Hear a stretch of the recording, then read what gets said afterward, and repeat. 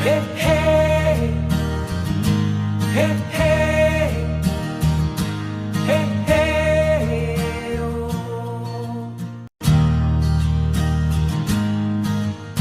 The Choose Love movement offers no-cost solutions that keep our kids safe, providing them with the skills and tools they need to flourish. Join us in our mission to create the world we want to live in, one that's connected and compassionate. Check us out at chooselovemovement.org. Together, we can choose love.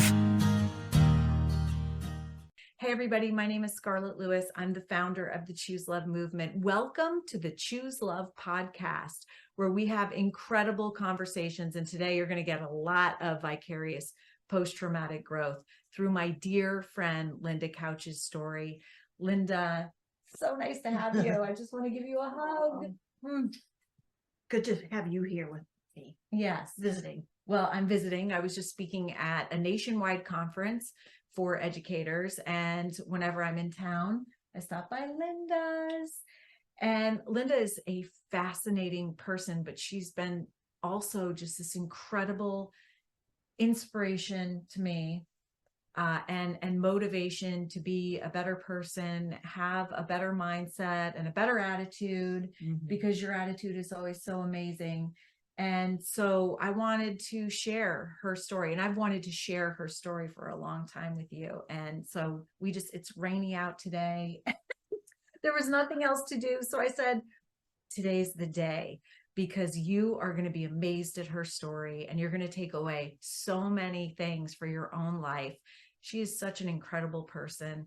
And so I will say that our story started in Fayetteville, Arkansas, when I was working as an investment. Actually, I was doing bond trading then, and for Llama Company, Alice Walton's investment banking firm. Alice is the daughter of Sam Walton. So that was a really amazing experience. I was back in my hometown of Fayetteville, which I love, and on the trading desk, looking over all my salespeople, and in walks this new hire. And so she's walking around, being led by my father over to my father's municipal arbitrage office. And I thought, she looks fun and maybe like a friend. And this was what, 35 years ago? Oh my gosh, a long time. I don't even know what year that was. 1994? Okay. Something like that. So I introduced myself to you at work. You were our new compliance officer. Right. And so invited you to my art class. Right, which I always wanted to do. But I mean, I just remember going back to that day and walking in. I had moved there from Chicago. So I remember thinking to myself, what have I gotten myself into? I had no idea where I was or what, I didn't really know a lot about what was going on, other than I knew what I was going there to do. So you moved to a new place. You didn't know anyone. No, right? And you were a single mom. Right. And I brought my little boy, who was 4 at the time. He turned 5 a month later and had a big party with all these friends. That was fun. So we ended up just working there at the firm together at Llama Company. And I saw Scarlett and she was like, oh, and I thought to myself too, that's probably a friend. I hope so. I know. Yeah. We didn't know. But I was just nervous because I didn't know anybody. So we just started working, I guess, and talking, and just became close friends. And I had always wanted to do art. I always wanted to paint. And I've always set something up in my house. And I have never painted anything in my life. And I didn't really have any talent that I thought of. So anyway, when Scarlett said she painted and invited me to go to class, I was thrilled. So we went to class together soon, I guess. I guess it was very quickly. It was very quickly. Yeah. I think that's the first thing I invited you to do. Right. So we went. Yeah. And this is Jane Weir Davidian, who still lives in Fayetteville, and she's actually still our art instructor. Right. And we have orchestrated getting together every other year, every year, except the past couple years. Yeah, to paint and to just be together and talk, and it's absolutely been awesome. So I remember you were a single mom and I was in my early 20s, and just kind of really having a good time. Right. And- Right. And I was jealous because I had to be a mom and go right, home every right. day. And I didn't really understand that. But I do know that I loved Blake. And I have one of my favorite stories. So I lived on Lewis Avenue, which was in a development that my grandfather actually helped start. Lewis Avenue, my last name. And so Linda actually bought a house on Lewis Avenue. Yeah, I bought the house first, and then you came in after me. Oh, is that right? Because I lived there, and then you said you were looking at houses, and you came to my street. Oh, And okay. we realized that it was your grandfather who Oh, named the right, street. right. Okay. So, And then we yeah. lived on the same street. Right, 2 houses down. Yeah. Mhm. And I had a Jeep with 4-wheel drive. And so on the, there's a lot of hills in Yes. Fayetteville. And I mean, my driveway was a hill. Yours wasn't. No, it was a little bit because Yeah. it went down, which was never a good idea. And if you have a 2-wheel drive, you can't get out. So, and then on the way to work, we had to go up that big hill. Right. So just kind of impossible. And so I would go down on the snowy days and pick up you and Blake, My son, Blake. and drive him to school and then go to work together. And so this one morning, it's totally icy and I drive down and Blake walks in front of the car, flips out on the ice all the way on his back. And he's just got, he's this little kid with this snowsuit on and flips on his back and then gets up, gets in the car. So cute. But so fast forward, you are moving away. And I'm so sad and I can't believe it, to Atlanta. And why were you moving to Atlanta? Well, so how many years were we in Fayetteville? Like 4 years? Me? Is that 5? all? Yeah. Okay. Seemed Well, longer than no, that. good point, because I was only there for 5 years, so maybe 4 years. Yeah. Yeah. So I had a health condition, I had heart disease, which was a genetic issue that all my family members were getting. So I was the first one to really get the whole deal. And my doctors diagnosed me, of course, and said I needed a heart transplant. But they had said that for years. When I had Blake, I had heart failure. So this was 5 years later, and they said I needed to be located near a major hospital so I could get myself used to the area before I got the transplant. And I really didn't believe them. So I just kind of put it off because I felt okay, but it's because I was so young. I mean, I was probably 30. We were playing tennis. Yeah, I was just active busy. and hiking and Yeah, being a mom with a full-time job, single mom with a full-time job. Yeah, but they said it was because of my youth and it was in good shape. So that kind of took over from my heart. So I didn't notice it until they told me it's time. Time for what? So we ended up moving. I got Blake and we just loaded up in a U-Haul van. My brother flew over. He lived in South Carolina, and we drove to Georgia where my sister lived. So we ended up coming here to Georgia, which I am still at. So I actually love Georgia. So this was a good move. But I came here to be close to Emory University. And my sister, unfortunately, my sister had the same heart disease I did because there's such a strong genetic factor. So when her name was Valerie, she got sick the year I got here and started getting worse and worse. So I was trying to help her through that. And take care of her boys. Well, I was taking care of myself and Blake, and I actually came here so Valerie could help me with Blake, because I knew I was going to have to go into the hospital at some point. I didn't know when. And then Valerie got so bad that she actually died waiting for her heart, because her heart got so bad. It basically gave up because it was just too much. She just couldn't handle it. And she had 3 boys and was divorced. So the boys came and lived with me. We just didn't know what else to do. And there was the father's family, couldn't take care of them or wouldn't. So now I had 4 boys. So 4 boys in the same house, single mom. You're moving now to a bigger house. Yeah. With a full-time job as a compliance officer in an investment bank, which is really a demanding job as well. Right. So I'd gotten the same job up here, and it was actually at an insurance company, which turned out great for me for my health insurance. So, it was after Valerie passed and I had the boys, and we had moved from my little small 2-bedroom apartment into a big house, into another town. That was so difficult. I don't know how I did that either. But then I did go into the hospital, and while I was in there, actually, you got a little bit sicker, and then it turned out that you needed that this was the time you needed a heart transplant. Yeah, it was probably a year after my sister passed away that I realized that I was getting weaker. And I could tell, because with heart failure, you can't lie flat because your lungs fill up with fluid, so you can't breathe. You like start choking.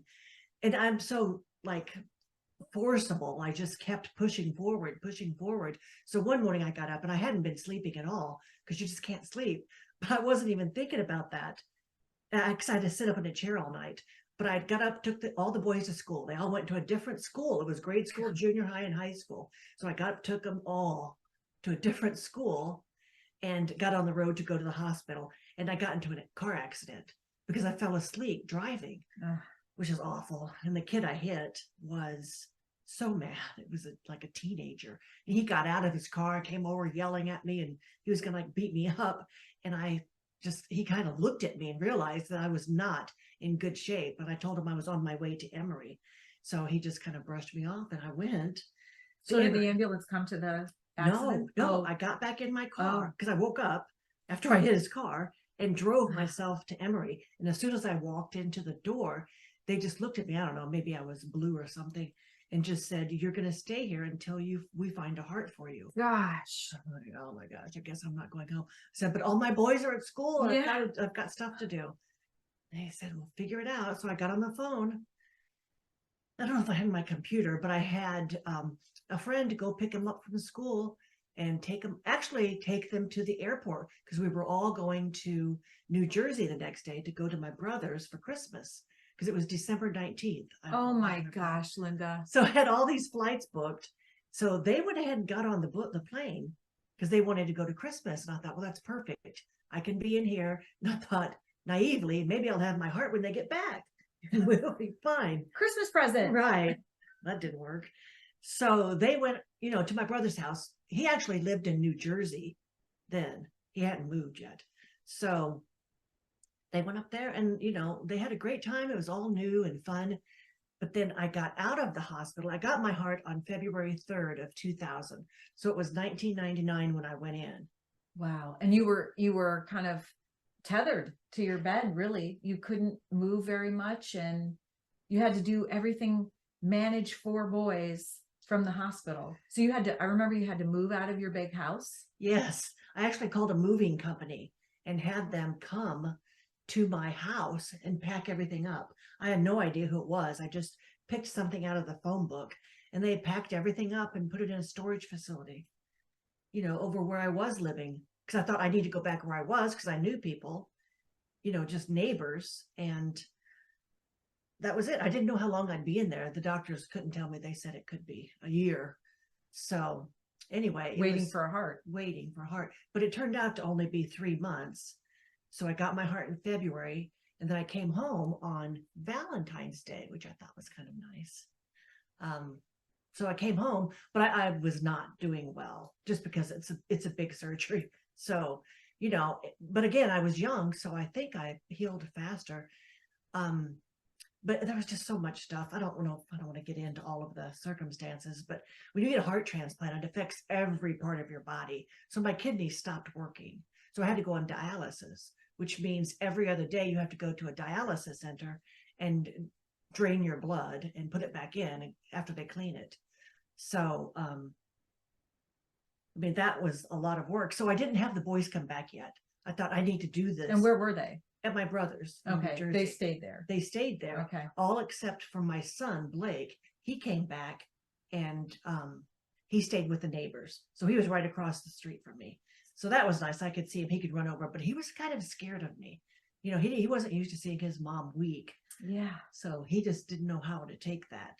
So he just kind of stayed outside and played with the friends and slept over there, and they took him back and forth to school. But then I got better. My kidneys bounced back somehow. Lots of prayer. So I think that's what did it. Yeah. And because God knew I had enough to handle without dealing with dialysis every other day. Right. So my kidneys came back, and we basically just went on with life. The kids got back in school. They came down, enrolled back in school. They moved back in with you, the 3 boys? Yes. Yeah. Well, not all 3 of them. Like we were scattering them around. Okay. One of them stayed with Blake. No, Blake stayed with me. One of the boys was with my brother. Anyway, they kept going back and forth. Mm-hmm. And I went back. I started playing tennis again because I've always played tennis a lot. And there was a tennis court in our area where we lived. So I went back, on the team too soon. So I'm back there playing tennis a lot because I felt fine. I felt good, which is weird so soon. And then after a while, I started getting pains in my chest. So And something was weird here, right? Yeah. Sticking out or something? Yeah. Well, I was back at work too. And I'd be leaning over my desk and I'd think, ow, that hurts. So I went into the doctor and they looked at my chest, and all the wires that they had clamped my chest with were breaking because of all the swinging for the tennis. And they've never had anybody Oh. who had had a heart transplant that was so active. So Right. they've never seen that before. They had no idea what was going on. So then they looked and they started seeing all these wires popping out. So they just started pulling them out there in the waiting room, which was crazy. And I did go back in for a couple surgeries to remove all of the wires that were scattered all over my chest. And I guess the problem is they work themselves out eventually, but I didn't want it to poke me in the heart. Where? I don't That's know. kind of weird. I know. Okay. So they just laughed at me. They're like, no, Linda, just quit doing that. Quit But- playing tennis? Well, I didn't. Yeah. Weren't you on a transplant team? Well, yeah. Transplant Olympics? Yes, but that was like they have one every year. They have one somewhere in the United States. So I would go to those, and I played tennis for the Georgia Transplant Foundation. So that was fun. And you won. Well, I did, but I think we only got second place in doubles or something. Oh, okay. I don't know, because it was just for transplant patients, so it's not like I was a professional tennis player. But that was fun. So I just stayed busy, and of course, working still full time. And So you maintained your full-time job throughout all of this? well, not for the 3 months I was in the hospital. Actually, I took a whole year off just because, there was just too much going on. Were you on disability? Yes. Mhm. Yeah. But then I got bored, and I ran into Ruben, which was Scarlett's boss in Fayetteville, Arkansas. He was working here in Atlanta. He was my boss in investment banking. Yes. Mhm. And He actually became the superintendent of schools in Atlanta first time, right? yeah, he Yeah. was really important here. And I didn't even know he was here. Yeah. And he was working for the mayor of Atlanta. So he told me, he's like, come on down to my office. We've got a spot for you. I'm like, wow. So I ended up working for the mayor of Atlanta, Maynard Jackson, who was a great man, just a very intelligent, nice man.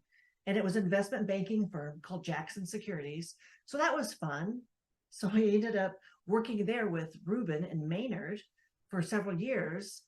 And I think I felt pretty good there. We traveled a lot. We kept up our painting classes, Mhm, mhm. or once a year.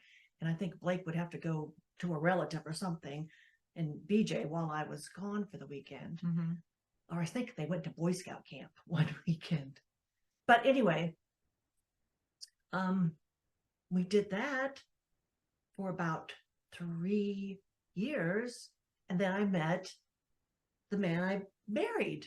Finally, somebody who fit the bill. So I met Russell, who is my husband currently, and we got married. That was an interesting story to tell somebody. And I used to test boyfriends out about the whole heart transplant. Like, how are they going to take it? Are they Yeah. going to walk away? Are they going to tell me, that they don't have any interest in that, or just not care? So some of them would be like, oh, that's interesting. What time is it? I got to go. Yeah. But not many. Honestly, it was really surprising. Or they just wouldn't think anything about it. Russell didn't think anything about it. Love that. Yeah, he was Yeah. just like, oh, wow, you've been through a lot. And he was really looking for somebody that had a lot of character. And he thought, well, that's a lot of character if you can go through that. Absolutely. That's right. And which, we didn't really talk much, but he figured out eventually that, it was a heart transplant. And I never had any issues. for the first 10 years. So it really didn't affect my life that much. Just to take some medicine, and I was always healthy. So I just took care of myself and took my meds. Mm-hmm. And we were fine. I feel like I'm forgetting some things. Well, Russ had 2 kids when you got Right. married. Right. And so a girl and a boy. Mhm. And Garrett, talk about Garrett. Yeah. Well, so when we got married, my son Blake was 13. Garrett was, well, Alex, his daughter, was 15, and Garrett was 17. So we had 13, 15, and 17-year-old. So That's a lot. yeah, it was, but it was good because they all three, they were so close that they got along well. And especially Garrett and Blake, because they both needed each other. Blake was really anxious and nervous about a lot of things. It was just genetic. That was from his father's side.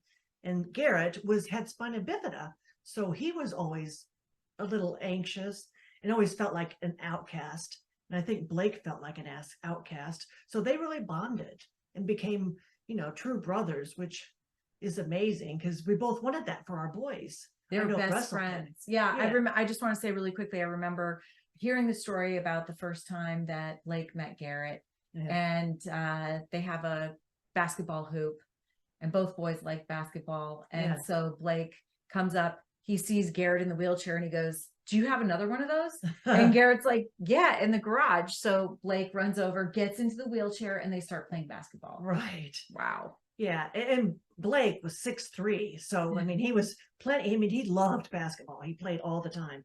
And Garrett did too, on a wheelchair sports team. So, it was really a tough game because they were, even in the wheelchair. So anyway, they had fun doing that. Yeah, so close.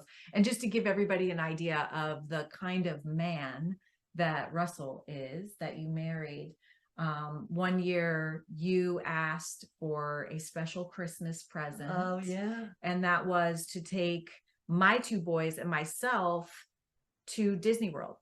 Now, I was a single mom. There's no way I could have ever afforded to take the boys to Disney World. And I knew what that was like. Being Yeah. a single mom, you don't have extra money to do things. Right. So, I think it would have been so easy just to write a check and send it up and say, "Have fun at Disney World. It's a gift from us." So easy, right? But that's not the way Russ and Linda roll. They actually came with us. So we flew into Atlanta. You guys were there at the airport with a sign. Let's go to, next stop, Disney World, and that was so beautiful. That was fun. It was really fun. Mhm. And then we drove to Disney World from Atlanta and stayed in the hotel that JT wanted, which was, I think, Danny Phantom or something, with the slime hotel. Nickelodeon hotel. Yeah, that's right. Nickelodeon hotel to get slimed. And then and they were so excited because there was this big slime bucket and they couldn't wait to get slimed. And then at the last minute, Jesse was kind of tentative about getting slimed, and he wanted somebody to walk up with him to get slimed. And of course, I'm like, I don't want to be slimed. I have no interest. So I remember Russ putting him on his shoulders, going up. So there's JT. Here's Russ with Jesse on his shoulders. They're all waiting. That bucket's tipping. And then they get slimed. That was so fun. Wow. Just so incredible. What an incredible memory, an incredible gift. Yeah, well, it is. And it was a gift for a lifetime because we all have that memory. Yeah. Yeah, it's amazing. Yeah, that's how Russell is. It's true. I mean, he was the perfect person for me, and Scarlett and Jesse. So I know. everybody. Incredible. So then let's talk about the next hurdle that happened. And by the way, somewhere in there, you had cancer. Oh, yeah. I forgot about that. Well, there were just several trips to the doctor because with any transplant, you have to take immunosuppressants, and it suppresses your immune system. So you're susceptible to a lot of things. And I was actually pretty lucky. That's the only thing I did get was cancer. But it was, it wasn't, it was a low level cancer, I guess. I don't know how they compare the stages, but cancer is cancer. But it was uterine cancer. So they just had to go in and take some stuff out they didn't take my uterus out. But you survived cancer. Yeah. And, I want to go back for just a second to something you said. What did you just say? Like, I was lucky it was just cancer or something like that. Like, I have always been in awe of your resilience, of your attitude. It's just incredible to me. Like, I remember we went out to Martha's Vineyard. Yes. We did that before any transplant. And it was maybe the summer before your transplant. It had to have been, because you were not feeling well. Yeah. And you were operating, I think you said your heart was operating at 17% capacity at that point. It was low. You get full of fluid because your heart doesn't pump fluid or oxygen. So you just get really tired. Right. So 17% capacity, and you're going to Martha's Vineyard. I remember us being on the ferry. Do you remember, like, looking out, holding hair, and you were just not feeling well?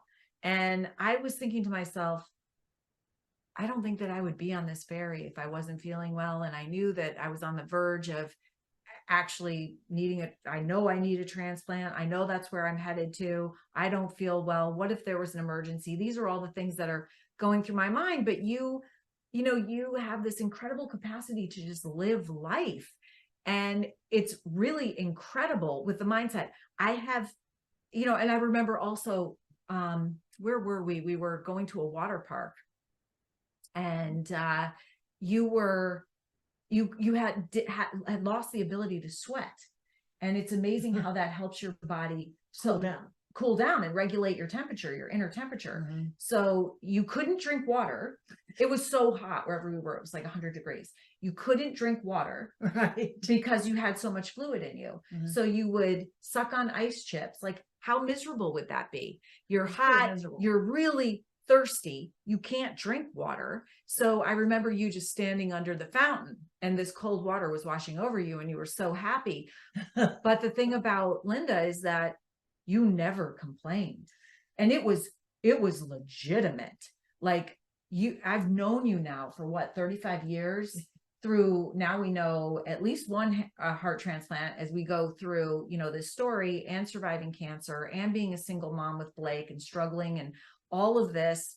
You never once complained. It's like you just had this incredible mindset that I'm watching, and I'm just in awe of. Well, and I think we both probably admired each other, because at this time you had 2 little boys. And I mean, that's never easy. I mean, when you're by yourself. Yeah. So just going through all of that, with trying to raise them alone, and struggling with relationships. So it's hard. That just kind of is a constant mental wearing on you. But you always have to look at the children and say, what's the best thing for them? Yeah. So, I mean, that's what we wanted to do. And honestly, I just wanted them to have fun, and I wanted to have fun. So going to a water park is fun. So that's what we would do. Well, we have that in common too. Yeah. I mean, that was kind of the theme of our household, have a lot of fun. Right. I mean, it was perfect. Yeah.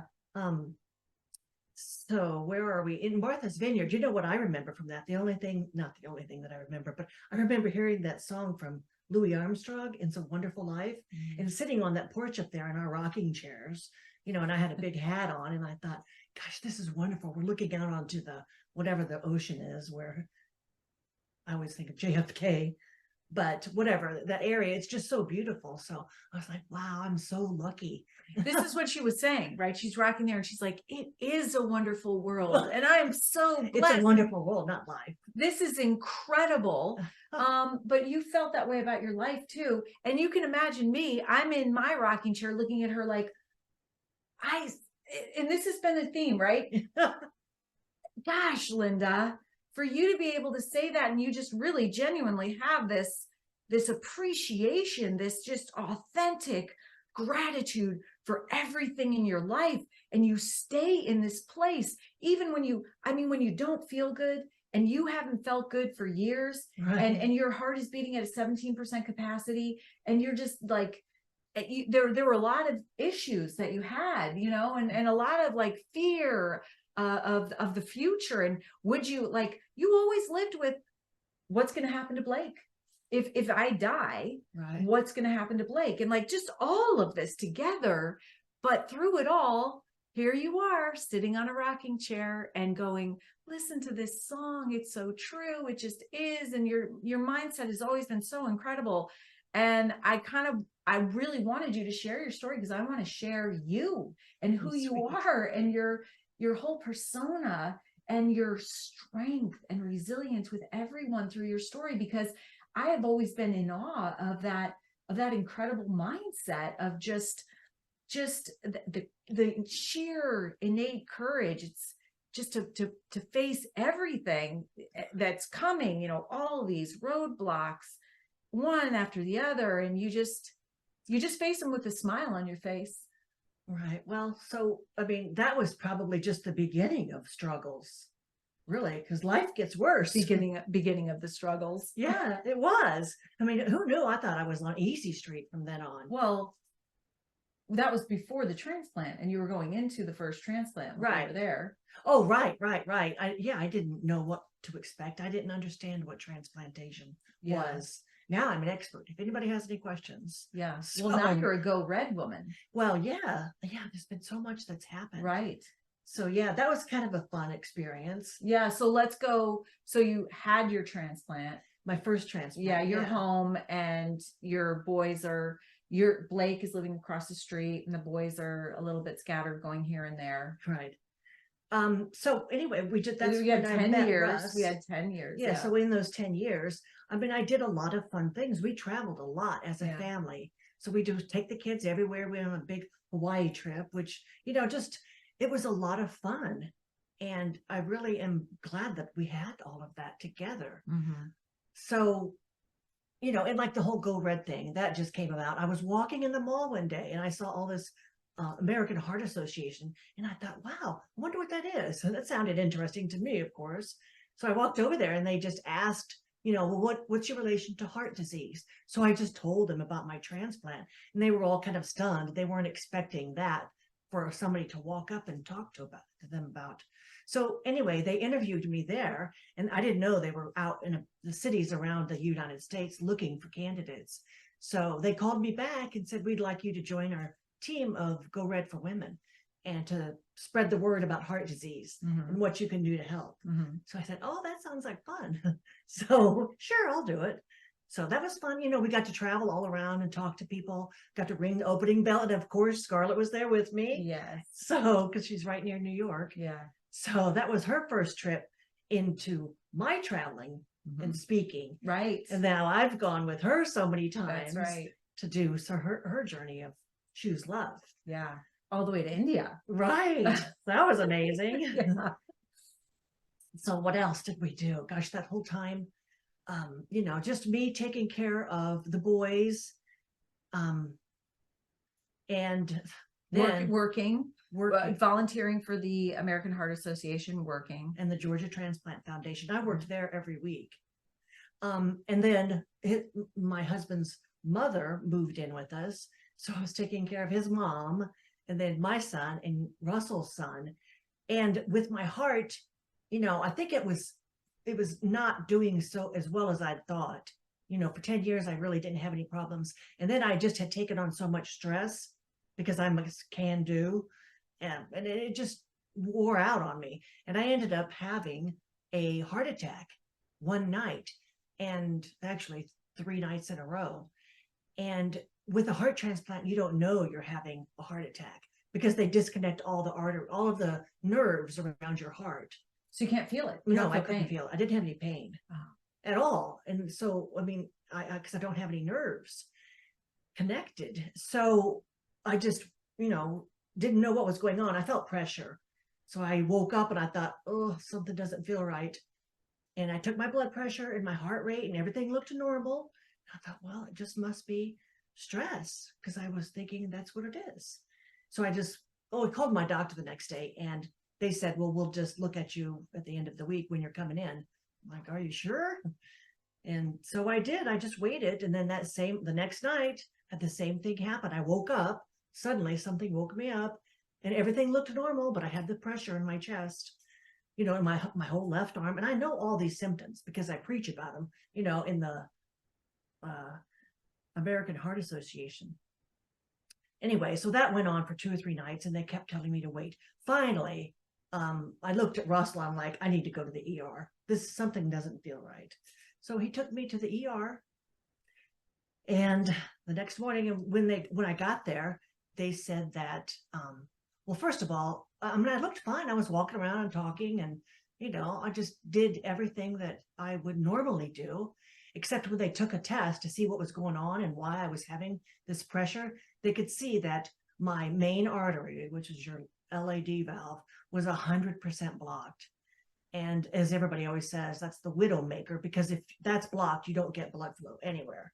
But because I'd had my heart transplant for so long, I guess we're all assuming that I had developed other blood paths, like veins or arteries. I don't know what I developed, something, but it was, Your heart compensates. right, sometimes. right. My body did. It kind of took over and developed pathways for my blood to get through, since it couldn't get through the normal paths Incredible. of my heart. Yeah. I know, that is very incredible. Yeah.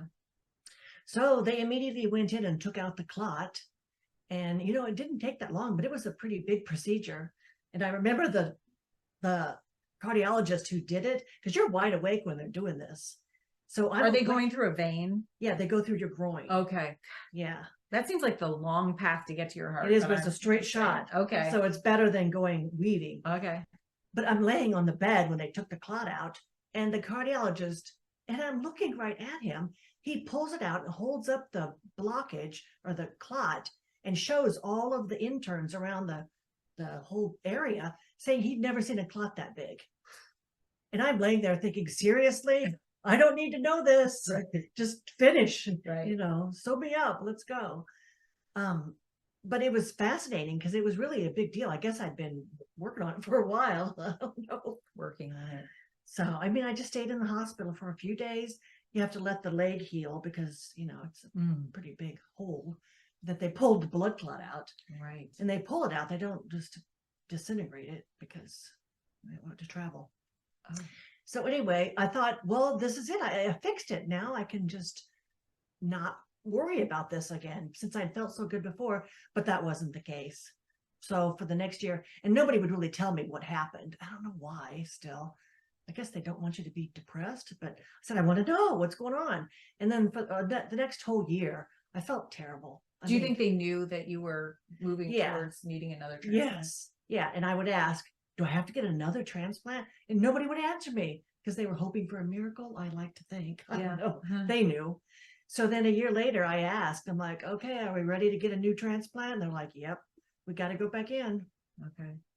So this time was not as easy because COVID had just started. Oh, right. Yeah, it was not. So you couldn't have any visitors. So now you're in the hospital, you're tethered to your bed. Yes. You really can't literally. go outside your room, literally by a big tube in your neck. Right. And they're so I like, couldn't move.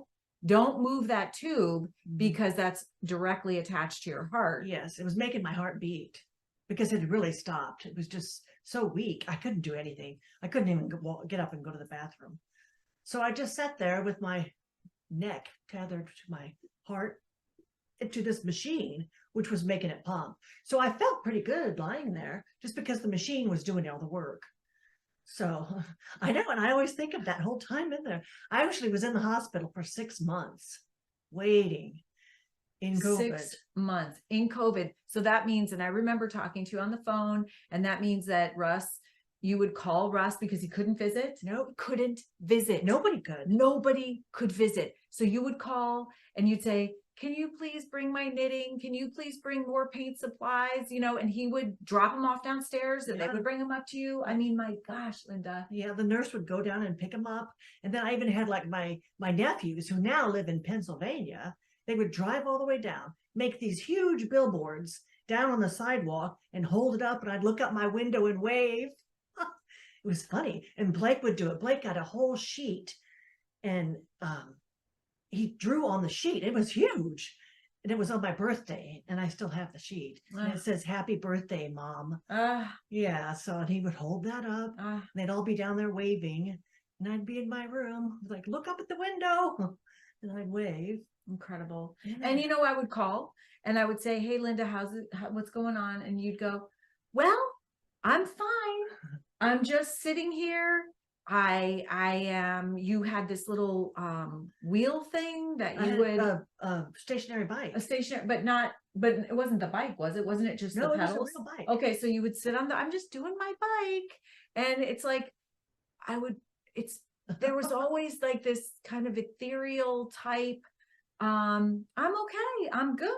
Well, I I'm felt good, which was amazing because I hadn't felt good for so long. So you don't know how bad you felt until Yeah. you feel better. right. So I'm like, well, I feel fine. Yeah. And I completely trusted the doctors and the system to find me a heart eventually, which that's not a guarantee, by the way.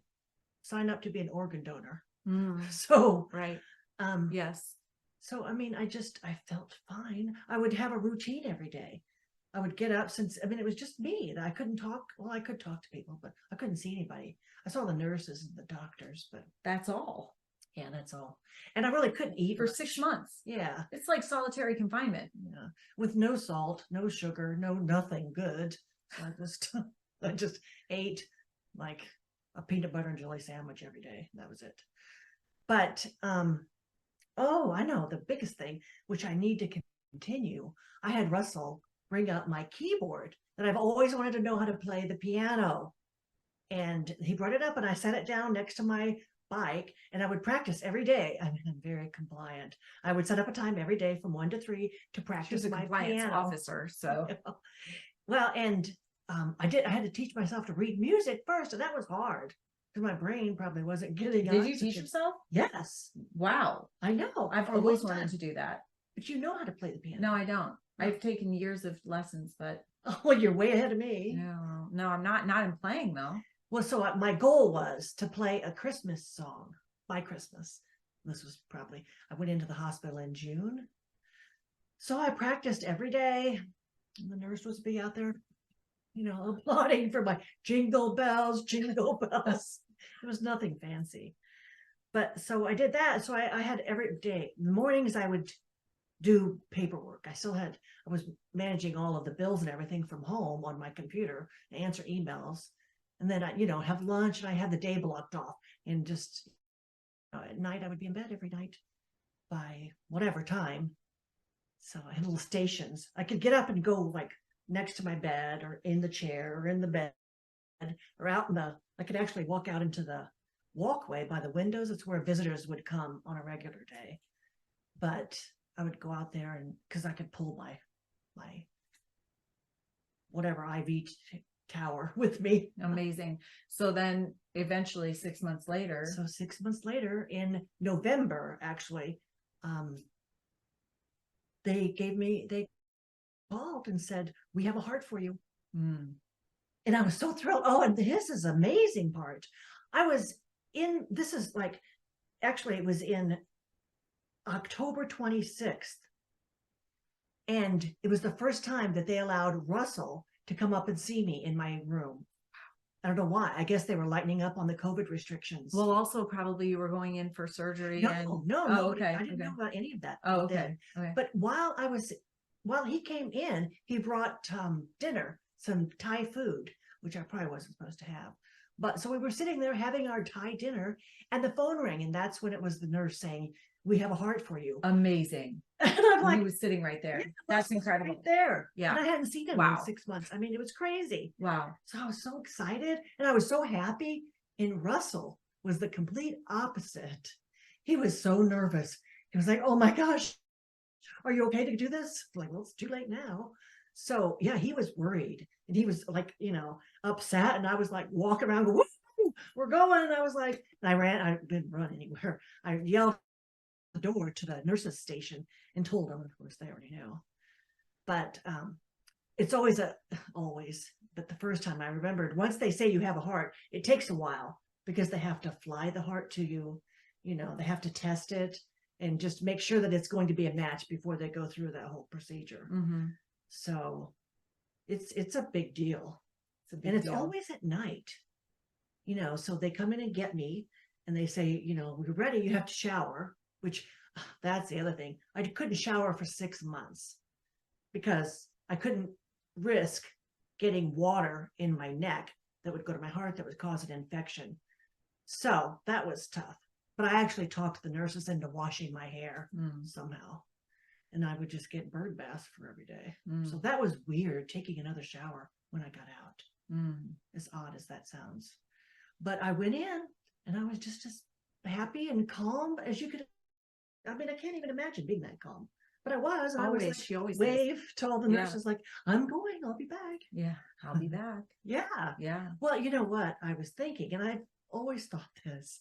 I'm like, well, you know what? This is perfect. It's a win-win for me because I'll either, get my heart and everything will be okay, and I'll go home and I'll help heal myself. I said, or if I don't get the heart or it doesn't work, I guess I'm really going home. So My ultimate home. right. Yeah. I'm like, and I was fine with either way. Yeah. And and I really was. I mean, inside I was like, this will be okay. And Russell, I could just tell he was probably crying. I don't know. Yeah. So your faith was, what really moved you through. And it's like, because there was really nothing to fear either way with either outcome. No. So yeah. So then you got your transplant, and I just want to go back a little bit because I remember you needing, every time somebody gets a heart, somebody loses a heart. And so, I remember you meeting the first family of your first donor, and it was a teenage girl that had gotten into an accident, and you went and visited her family so they could meet you. And I remember when you walked in, there was did you bring the stethoscope, or did somebody else? Oh no, I that? didn't bring it. They had it. They had the stethoscope so they could hear your daughter's heart. Yes, it's amazing. It's beautiful. It was. Yeah. And they really like felt her.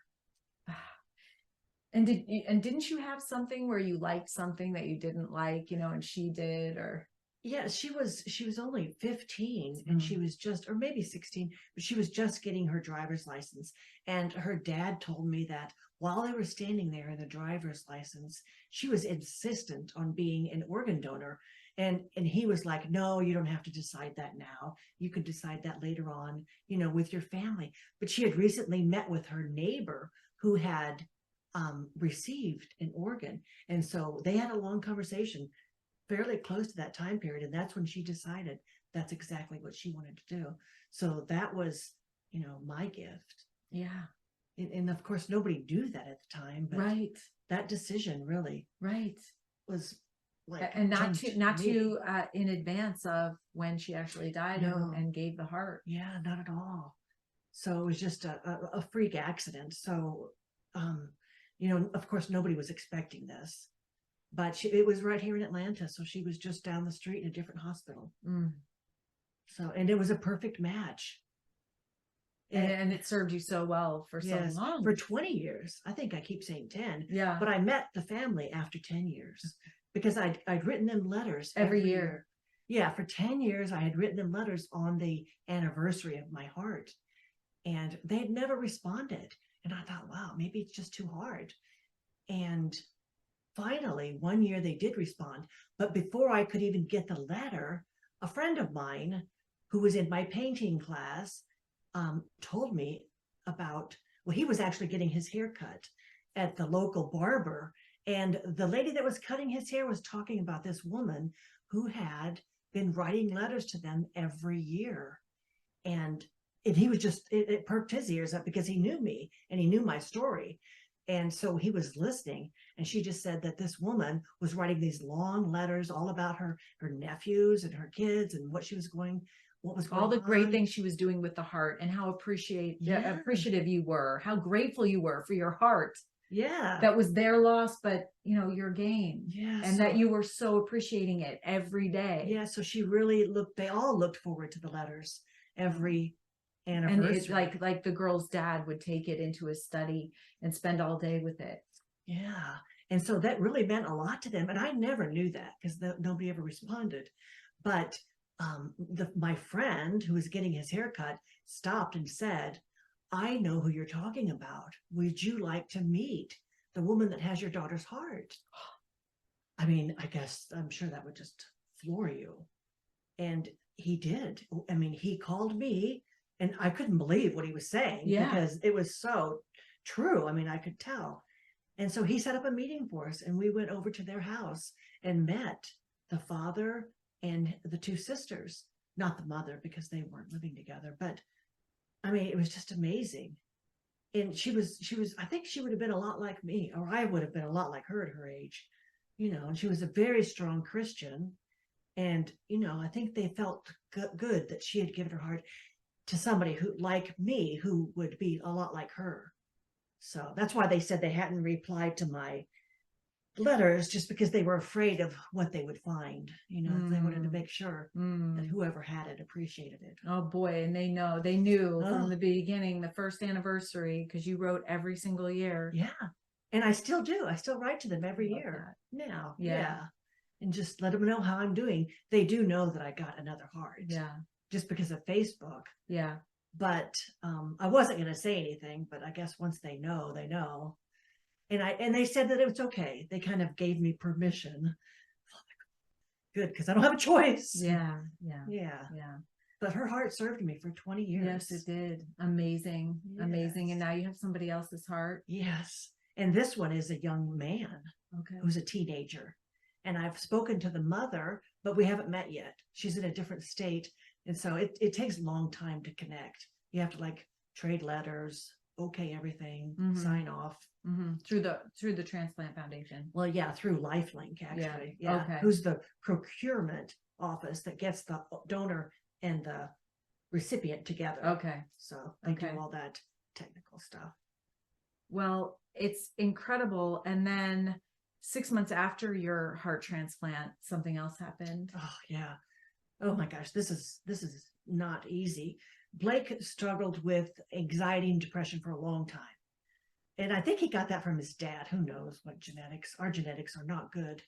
But with the first transplant, and he knew I had heart failure when I delivered him. So I think he carried all of this with him, which of course was not his fault. But and as time went on, he learned coping skills to cope with the anxiety and depression through medication. They started medicating him when he was in, junior high, for ADHD, for depression, for whatever they could think of that would help him change behaviors so that he would feel better. Well, he got used to taking medication to feel better. And you say he was always sensitive since he was always always a very sensitive person. Yeah, and it's hard to have your mom, going through these surgeries and you have to leave, and very scary. I can't even imagine. Scary being your friend. Yeah. Can't imagine being your son. Yeah. And Blake and I were super close.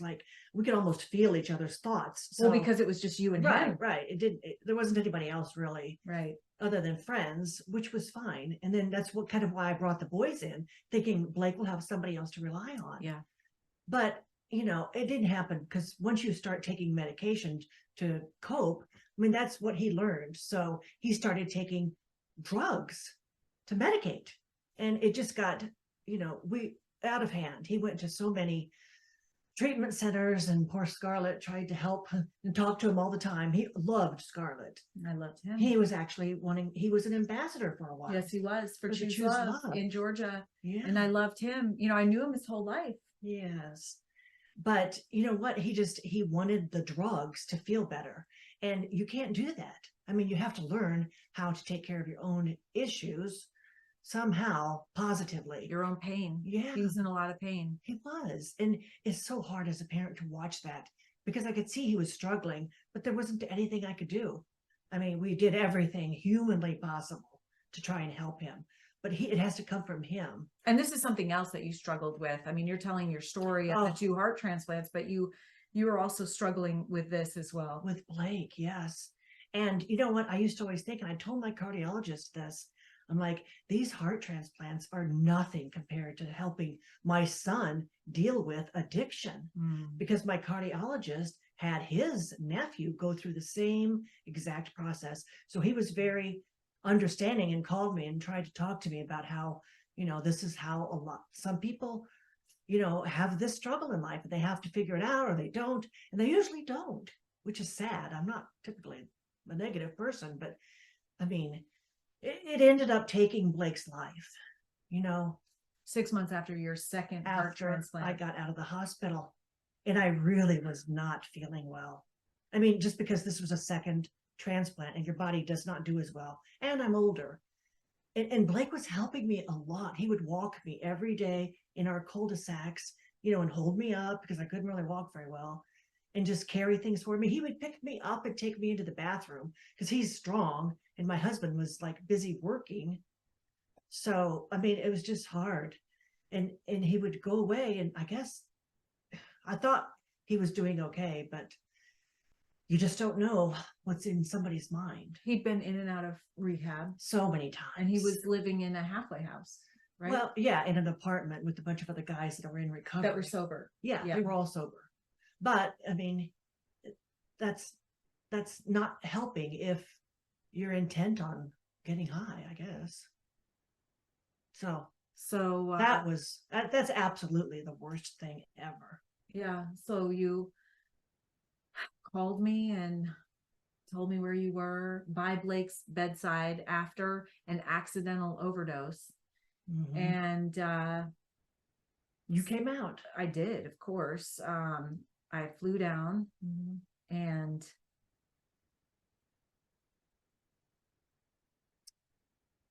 We all just stood by him. He went in.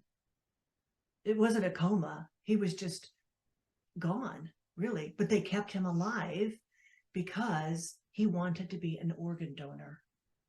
And we, of course, talked about that all the time.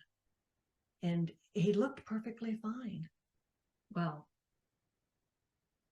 he looked like Blake, Yeah. but Yeah.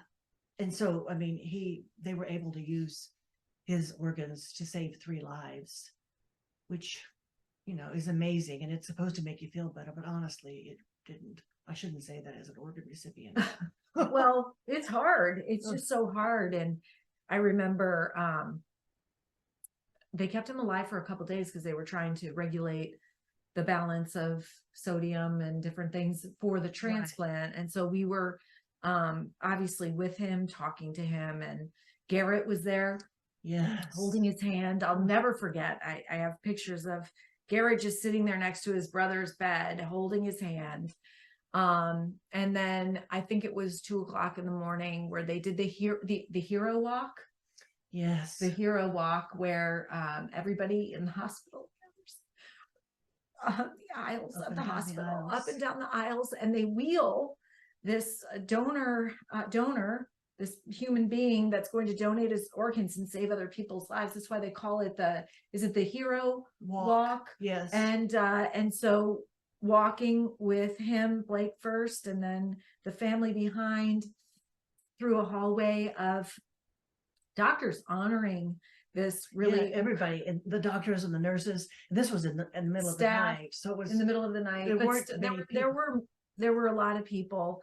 And walking him down, and then I remember he goes into the elevator and the doors close, and that's it. And he's going someplace else to donate his organs. Right.